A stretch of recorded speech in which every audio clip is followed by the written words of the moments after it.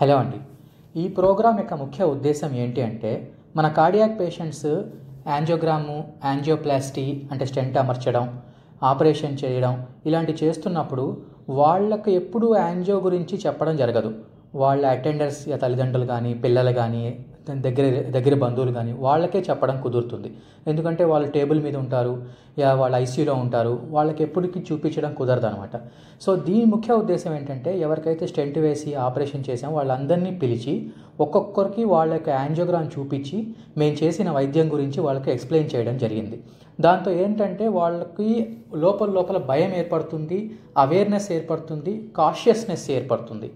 And వాళ్ళకి కూడా అర్థమవుతుంది అనమాట, మనం ఎంత జాగ్రత్తగా ఉండాలి, ఫ్యూచర్లో ఎలా ప్రాబ్లమ్స్ రావచ్చు, వాళ్ళ ఆరోగ్యం గురించి వాళ్ళకు ఎక్కువగా సహకరించినట్లు అవుతామనే ఉద్దేశంతో ఈ ప్రోగ్రాం చేయబడింది.